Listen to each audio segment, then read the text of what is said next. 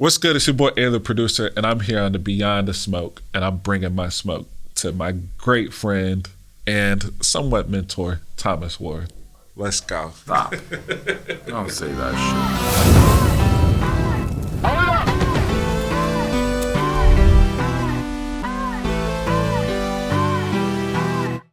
shit. Hey, yo. My brother. Welcome. Thank you, man. Jenna went overboard on this. Thank you, Jenna. Thank you, Jenna. Makes you look good. Originally from Orlando? Born and raised. In Altamont Springs? How'd you know? Yo, y'all are on point. In Altamont, yep. Went to elementary, middle school, and high school in Altamont. Does music start early in your career? I started music when I was 4 years old in church. My parents are pastors. Okay. And it was just like wherever I was needed, I needed to learn that. And it started with the drums. And so from there, I think in middle school, I was like, I want to join band. So I did jazz band and I did classical band. And then in high school, I'm like, okay, I'm excited until I seen the uniforms. It was like this Patriot with these high white senior citizen socks. And I quit after my freshman year. I was like, I can't be the cool kid and be in band. I quit. What are you prolific in? Like, what are you really good in? So it's crazy. Everything they've taught me, I forgot. They taught us how to read music. You don't know how to read music? I forgot. That's crazy. And I think the one thing that I just hated about it was the fact that we weren't able to be us and create what we wanted to create. We had to play somebody else's music, which I get, like, all respect to the ones that paved the way in a sense, but I wanted to create my own. So I was like, this isn't for me. High school, you go through band camp or you just left? You know, summer band camp, here we go, it's hot. And I'm like, we're standing on the field in the sun. Why can't we stand in AC? I'm just like, yo, it's too hot. And they're like, don't move. Don't move. I said, you know what? I'm over this. And I just start walking. I'm like, I'm going home. Austin Owens, where do you think you're going? I said, I'm going home. Like, I'm tired of this. That was my last day. Really? Yeah. Never again? Never again. And it would suck because I'd still be on campus and have to like pass the band teacher sometimes. Bro, horrible. Shout out to Miss Berry. She was a great woman. Shout out. Great woman. Did you play any sports? Did you? No. I think I was just lazy because it was like the same thing. They're like, yeah, we think you should run track. I'm like, what are we running from? We're just running for fun? No. Basketball, same thing. We're going to run laps. I'm like, well, what are we running? Why are we running laps? Like, then I didn't want to comprehend the conditioning aspect of it. I was just lazy. I was like, nah, I'm good. So I didn't play sports. Were you doing some producing or trying to learn how to produce? So I didn't start learning how to produce until my senior year. Okay. I had a friend named Mike and a friend named John who had both already started, both already had placements, were making money. And I was like, yo, not like, I want to do this too. You know, my older brother does it, but I didn't know I could do it. And so they were the ones that sort of made it all seem real, you know? Okay. And from there, that was my start. Did they teach you or did you need anybody to teach you? You could go online, right? And kind of learn your stuff? I feel like this was like pre-YouTube. Okay. YouTube University days, you know? It was, I think... I went to YouTube University. Oh, the best, bro. The best. But this was like 2007. Okay. So they helped. The best way for me to learn is by watching others. And so they were just like, oh, after school, just come over. So I would just go over there and watch them. And I'm like, okay, what's that? Where do I get that? And, you know, it was like class. I took my notes and just applied it. Once you start learning that, do you decide to go to college? Do you go to college? Oh, I didn't have a choice. Your parents? Oh, they're like, you gotta go to college. Okay. Right? So go to college. My thing was, okay, at that point I said, look, I'm gonna go to college. I'm gonna do community college, transfer to a university. From a university, I'm going to, my dream was to be a music teacher. I wanted to be like an elementary, middle school music teacher. That's funny. And then produce at night. Okay. And while I was in college, I actually met Hitmaker. So you guys went to the same college? No. I didn't meet him there, but just that time in frame. general. Yeah. Right. So we met on MySpace, and he was like, "Yo, you're dope. Come to LA." So I transfer all my classes to, online courses.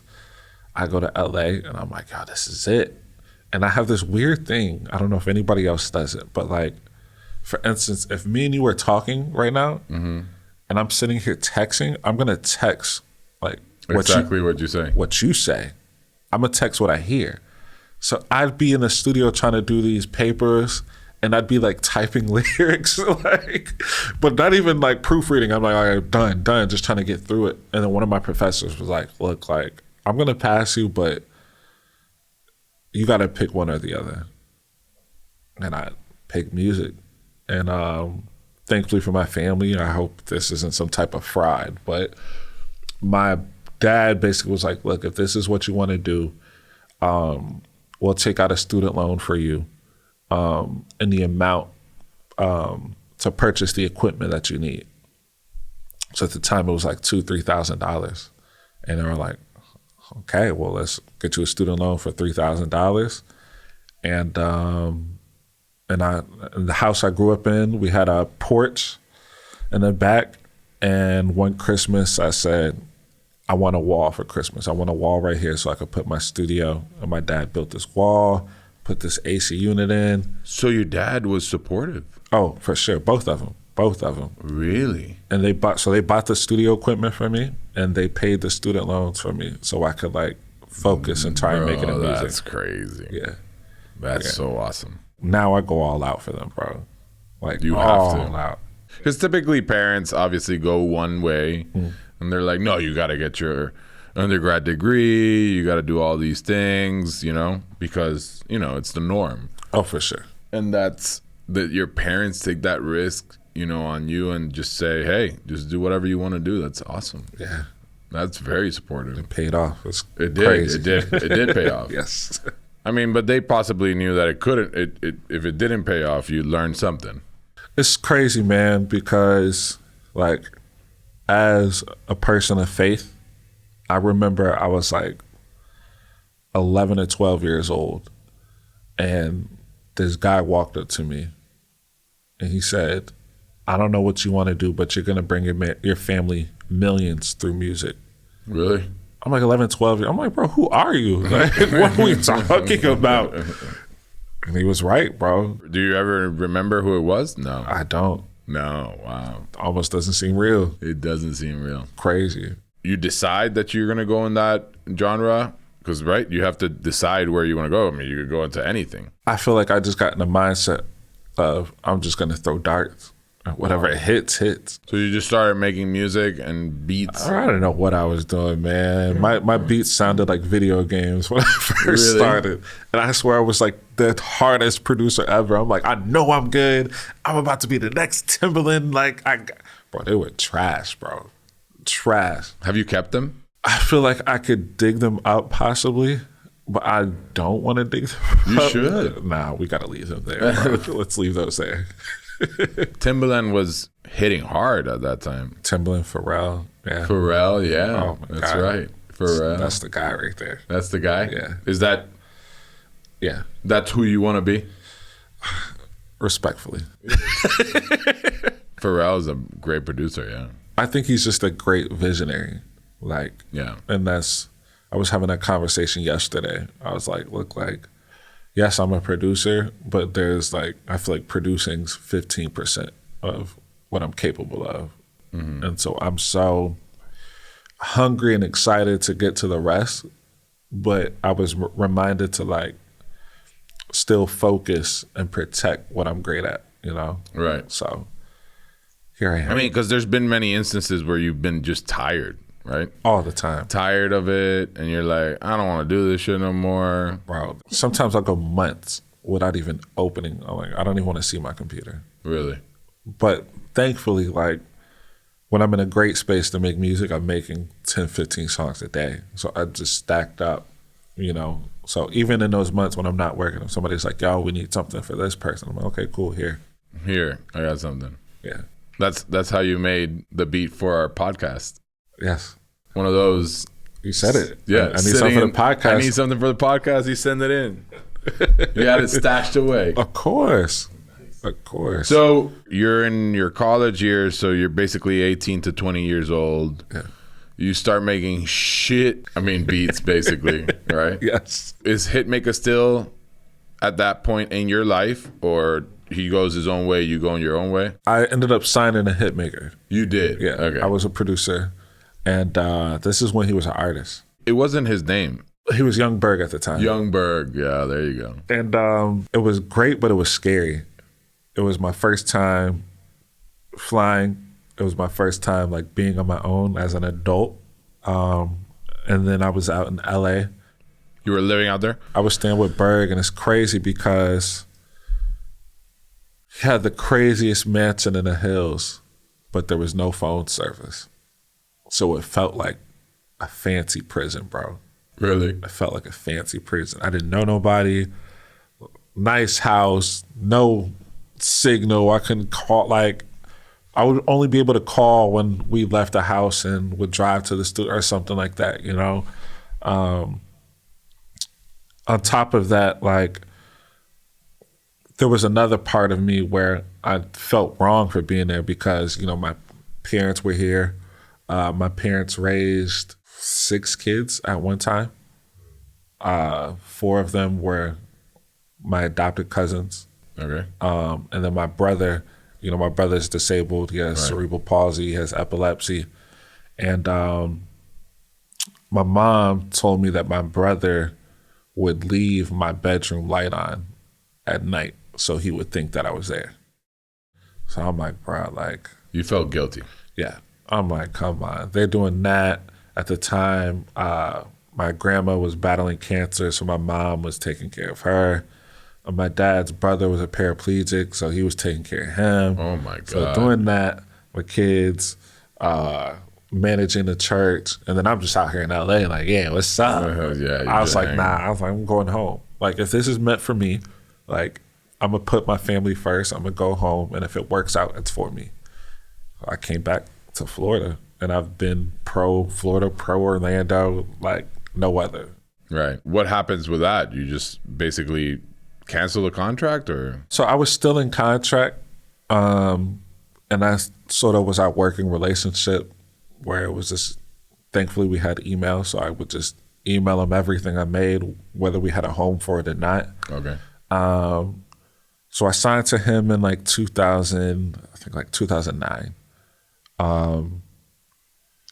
Around 2010, end of 2010, I get the song with Lil Wayne through a mutual friend of ours.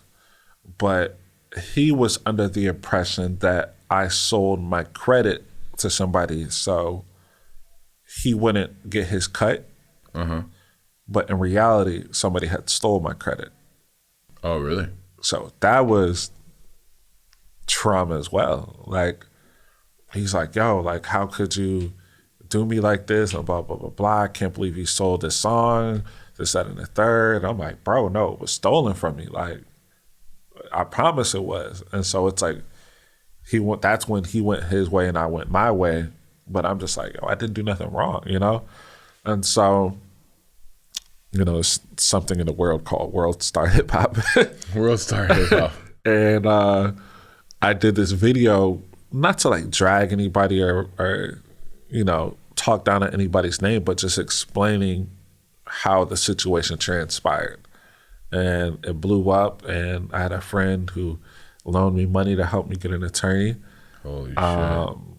And I think at that point he knew, like, nah, he was telling the truth. It really did get stolen from him. So we were able to rekindle that relationship and continue to build.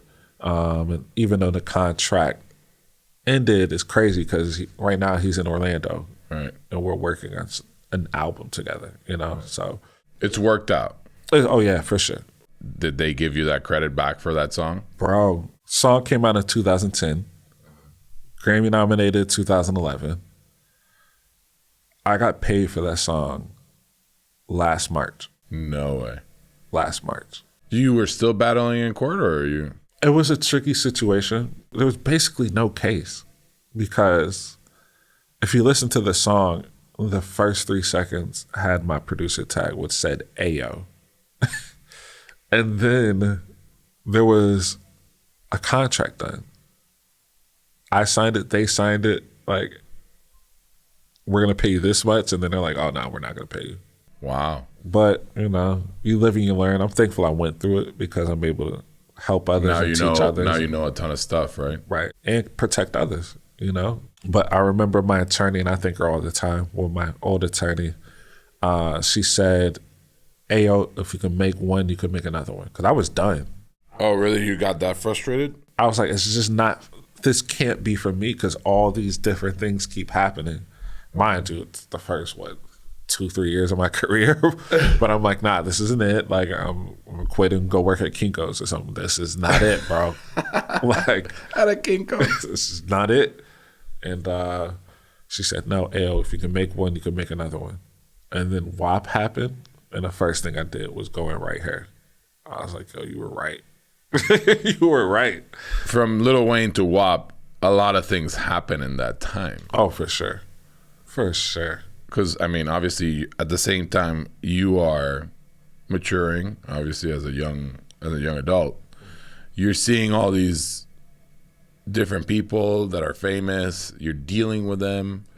You're learning a bunch. You're obviously producing other songs that hit. I mean, maybe not as big as Lil Wayne, but... For sure. I think another part of it was learning to manage it all from a distance, understanding the light that I was in and how I carry myself, and then also understanding like the fact of remaining in my hometown and doing it and how I carry myself there. Orlando wasn't known for being a music spot. It was way back, you know, NSYNC days, Backstreet Boys, like, Backstreet, yeah. you know, which was, it's crazy. Like the same studio they recorded in, that was the first major studio I went to. Really? And the first time I go there, I get introduced to the guy that's running it. And they're like, yeah, he's this producer here, blah, blah, blah, blah. He said, yeah, so what? He said, look, we got real work to do here. You can let yourself out. Whoa. I'm like, whoa. This is before I met Berg. I'm like, whoa. I'm like 17, 18. I'm like, this is what we're doing? Like, it's crazy, man. It's crazy. It's crazy, bro. And so it was tough because if I was in LA, like I'm going to have my coworkers in a sense that I'm going to see and be able to build with. But out here, it's like, you didn't have anybody. I didn't have nobody. Right. Then on top of that, it's like, it's different, right? Like for, you know, a regular 9-to-5, when you go in and you do the work, you're paid for the work that you've done in those hours.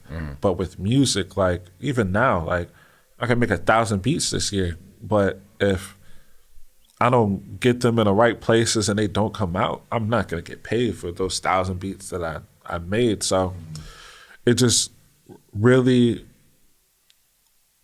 changes your perspective and how you think of finances and how you save, because you have to set yourself up to be good for who knows how long. We don't know. It's not like, okay, I'm gonna get paid in 6 months so I can do this. It's like the real estate business. It's insane. Yes. Yeah. Yes. You hit one big and then all of a sudden you don't know when the next big one you're gonna hit. Right. Exactly. Yeah. That's tough. And I mean, restaurants are a volume business. Beats are not a volume business. Correct. So, but they are. So this is the thing, right? You almost have to choose what type of producer. There's so many ways to make money as a producer. There's licensing. There's, hey, I have a podcast. I want a song for this. Okay, cool. There's, I'm this artist. I need this type of music. Cool. But then there's producers that have their beat stores for any person that just log onto ayosbeats.com and buy, I can click this. But I didn't want to do that. Like, I believe in like creating FOMO in a sense, where it's like, I want it to be an experience. Like when you finally get a beat from me, it feels like something special rather than for me and for them. Yeah, for the Like, artist. Yeah. I don't want them to be like, oh, $30 and I could just use this beat. Like, no, like I want it to be a thing like, oh, nah, Ayo did this. Like, you can't deny this, you know? We're all selling a product, right? You're selling a product that's a little bit more upscale, let's say, and very personal. You could sell, like you said, 20,000 beats to everybody around then, and then hopefully you play the numbers game and one of them hits and you get your cut. Right. But obviously that's just like playing Russian roulette. You don't know. But it works for some people. It does. It's people out there that make 6 figures, 7 figures from doing that. Really? Yeah. But wow. It's just not where I'm at. It's not where your interest is, right? Right. I think for me, rather than sell to whoever like that, like I'd rather focus on big artists, but then at the same time, like find a passion in the unsigned and the unknown artist and build that from nothing and help them become something. And be Sure, known. that's part of the business, right? It's the same like with restaurant guys, you know? Some of the restaurant guys that start in a food truck and then end up with a restaurant. Might know a guy. Yeah, you might know a guy. You told me when you hit WAP, which I think is probably, that hit 2 years ago? Yeah. It hit during the pandemic? Yeah, that's why it was so crazy. When that hit, did you just regain all interest and you're like excited, obviously, and now you're like, let's fucking get into production mode and get more beats out there because now it's the time? It didn't hit. It was scary. What do you mean it didn't hit? From a music perspective, like it was too big. I hate to use the word viral, but it was such a viral moment where you got to think like they were talking about it on CNN. Yeah. Because this is around election time, you know, when all those ties and those conversations. So nobody was asking the question, oh, who produced it? You know, like, so you're thinking like, oh, this is the one. Here we go. Let's go. Gear up. You ready? Yeah. You got your seatbelt on? Yeah. Then it's like, oh, shoot. Like, nobody's asking about us. I mean, a few people did. Right. But I've always heard like the leverage comes after, in a sense, where now that the world's finding its new normal, in a sense, it's like, oh, y'all did WAP? Oh yeah, let's like, come on. Yeah. You know, but in that moment, nah, it didn't happen. You would think, right? That. Oh yeah. And the thing is, it's like to the public, yes, it did happen. But for my business, what's your next plan? Because I know you've been trying to figure out, obviously, to build. You already have a small studio, but you want to build a bigger one. Obviously, you want to bring artists into Orlando to produce here, you know, instead of Wyoming. Right. Maybe yay. You know? So I believe in just being a platform and giving others opportunity. Like, I feel like we all have our day when it's like, all right, I can't really do this anymore. So while I have the opportunity and the relationships, I'd rather, you know, help other people get in position and, you know, create new positions for myself as well. So with that being said, I'm not producing anyone. So I'm going to still focus on being a producer. But, you know, when I bought my studio, it was 4 months after COVID started. But that was the real estate mind, like, oh yeah, everything's dropping. Yeah, that, I'll take it. Yup, I want it. I bought it, you know? And I'm going to still keep it. But that was more so like my personal space where I can just go to and work. And like for me, I try to keep my business and home separate. Like, best idea. Yeah. Like you go in my house, there isn't one plaque hanging on the wall. Like I don't want it to be decorated in my success. Like my home is my family. And when you go to that studio, it's plaques on the floor, plaques on the wall, plaques above the toilet. Like, you know what I'm saying? You to know. Yes, you're going to know there. But so that was like my personal space where I could just work. But then I realized, you know, when you have people like Jack Harlow coming in town, like, hey, I remember you posting your studio. Can I use it? And I'm like, yeah. Like, I'm not going to tell them no, you know? I realized that I need a bigger space, and should have been something I thought out more. Especially, getting in a place now where I'm signing artists. Is that? Oh, I was going to ask you. Are you going to start signing artists now? Yeah. So the first one I just signed, his name's Channel Where You At. Super dope dude. Rap, sings. He produces his own music, shoots his own videos, records himself. Like, he's just amazing. That's great. But what I realize is when it's like, yo, Channel, you can use the studio. I can't use the studio. So now I'm like, all right, I need something with like 4 or 5 studios. Mm-hmm. So I'm creating all things creative. It's going to be recording studios. It's going to have a podcast studio, photo video studio, small like event and class space. That's cool. Yeah, it's going to be insane. Really dope. It's going to be insane. Let me ask you this question that I've been having recently. Unfortunately, obviously, you've seen that young Dolph, passed away because he was murdered. But they're talking a lot about masters, and I don't think a lot of people understand that, because in the old days, right, the record companies owned most of the masters, right. And Jenna over here loves Taylor Swift, and we were talking about it the other day. How she had to re-record her albums. I don't think people understand what is that ownership like, right? Because it's like you don't own your product. Yeah. You basically own a portion of it. Is that what it is? So the way I look at it, right, it's like, let's just say 70-30. Like, you could either get a big chunk of money and you're going to keep 30%, and they're going to take 70% and do the work.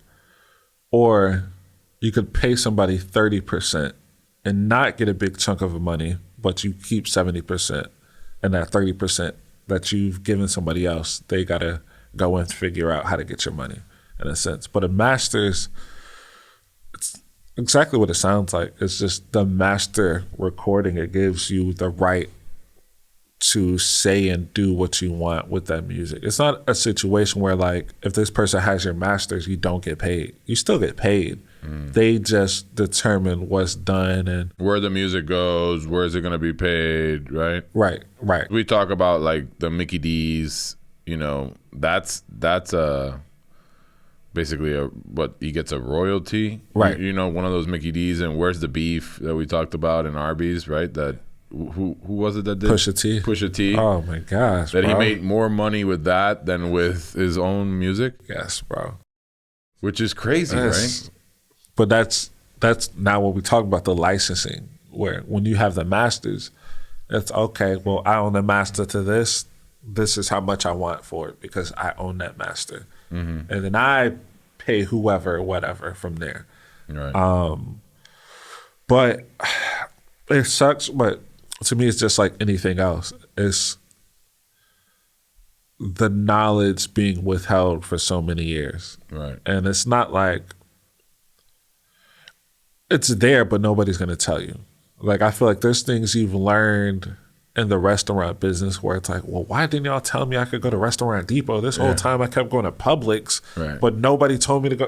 Like, it's just the little things that it's not withheld from you. Nobody looks for it. I mean, you keep learning day after day how to keep your cost and what things are right and wrong. And obviously, when you go at it with no knowledge, it's harder. But if you could go back, you would still do it that way. I would, because I think it's important that you learn the nuances that build the business. Right. So that later on when you do grow, right? Yeah. It's like with your lawsuit with the Lil Wayne thing, that is the best thing that could ever happen to you. Oh, for sure. Right? It's what I tell people. I think failure is such an important part of life, and it's actually more important than the success. It's so crazy. When the Lil Wayne situation happened, I knew Vince Carter at the time. We were great friends. We still are great friends. This was my neighbor. It's a great guy. Great guy. I'm like, bro, like, I'm going through this, but I one thing about me, bro, like, if I can't figure it out myself, then I guess it's my pride. I'm not going to go and ask people for, especially with money. Right. But I'm thinking, like, bro, like, the song is big, like, bro, like, I can't afford it to turn. Like, I got a 92 Honda at the time. And he told me straight up, he said, look, this is without me asking him. He said, Ayo, I could help you, but I'm not. I think, bro, what did you just say? He said, I'd rather you learn what's 300,000 than 300 million. You have to learn this lesson. And it was the best thing ever, bro. The best thing ever. You don't see it at the time, though. Oh, no. I had a 4-hour conversation yesterday with my dad, and I was like, yo, thank you. Yeah. Thank you for letting me fail. Thank you for not protecting me. And, you know, just letting me fall down. It's not like I was mad at him, you know what I'm saying? But I was like, okay, there has to be a reason for him to tell me this because I looked up to him that much. Like, right.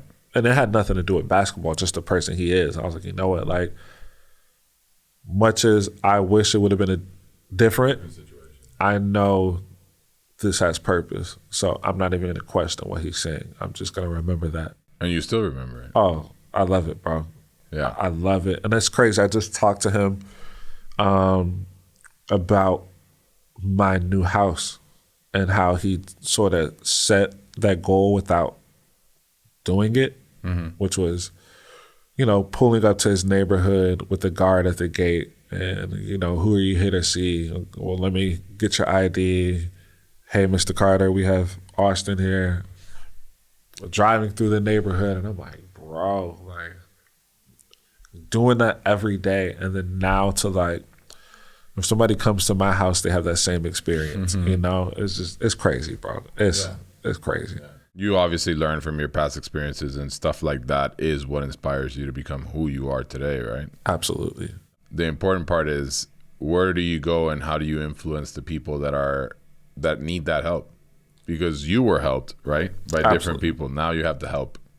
Oh, for sure. Other people come up. For sure. Nobody wants to be successful alone. Like, somebody told me every successful person wants to tell how they got their success. But for whatever reason, we think like we can't ask those questions. We can't, but they're so eager to share. To share it. Well, some people aren't, but yeah. So that's really where I'm at. And I don't want it to be a situation where it's like I have hundreds of people hit my DMs like, hey, Ayo, like, I need you to do this. I want to be a mentor. I want this. Like, I want to create something that's a little more structured. And I think it's important that people understand, like, that is bigger than just the music. Like, so many people think, like, I hate the saying of, like, I'll sleep when I die. Like, I got to work crazy. This all I know. Hard work, blah, blah, blah, blah. Like, I'm like, no, like, I'm going to sleep 7-8 hours a day. Like, I have to. Like, I have to, or it's going to be a bad day. Like, I have to get the proper mental health and talk to my therapist, whether life is great or life is bad. You do have a therapist? Oh, for sure. That's awesome. For sure. And I remember when I went to go see, what's her name? Your physical, what's her name? Oh, the most painful massage I've ever had. Mona? Mona, yes. I remember when I went to see Mona for the first time, she said, well, when's the last time you got a massage? I was like, I don't know, a year, 2 years ago? She said, when's the last time you changed the oil in your car? Well, a few months ago. She said, why are you going to take care of that machine, but you're not going to take care of this machine? Yeah. She said, yo, your body is the most important thing you will ever have. So you need to take care of it. You need to prioritize taking care of it. And so I took that and I also applied it to my mental. I'm like, yo, my mind is the sharpest weapon I have. So if I don't protect it and nurture it the right way, then it's pointless. So that's when therapy became involved and, you know, proper balance became involved. I think we get in this world and this mentality where it's like, no, I'm going to be accessible and whenever I'm needed, I'm going to be right there 24 hours a day. And I just got to a place, especially for my family, like when 8 o'clock, 9 o'clock hits, I'm like, I put my phone over here. Yeah, really? Yeah.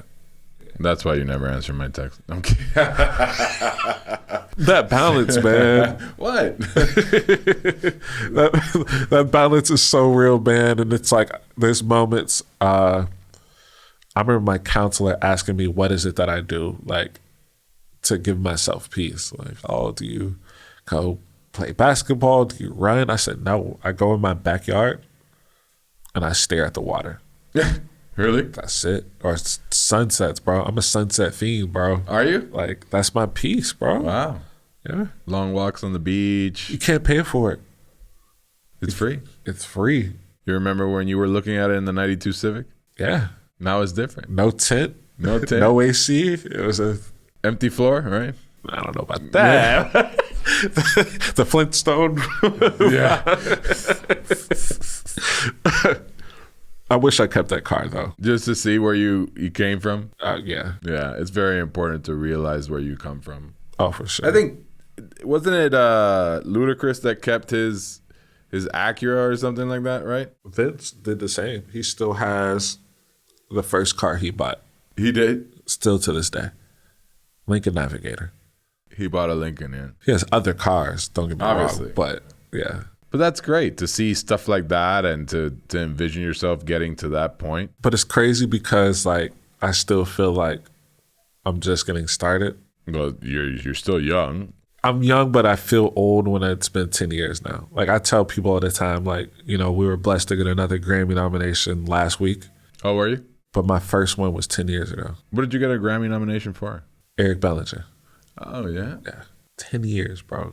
10 years ago. I mean, 10 years of working. Sure. So I think my anniversary happened, March of this year. 10 years that I've been in the food, like since I started my food truck. Yeah. wow. So what's next?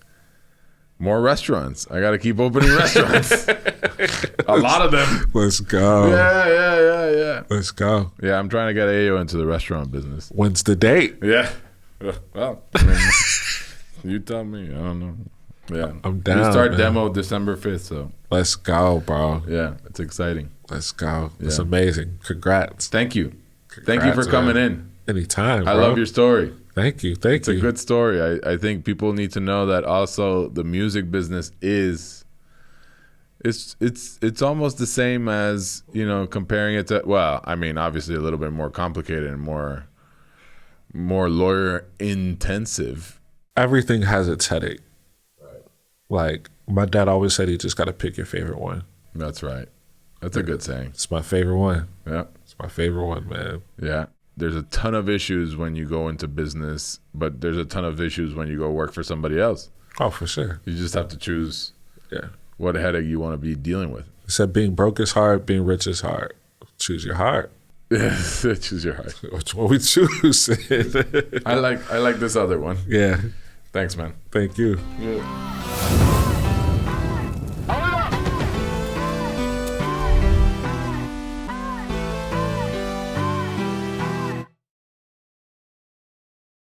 We could be here all day. Until you subscribe, I'm not going away.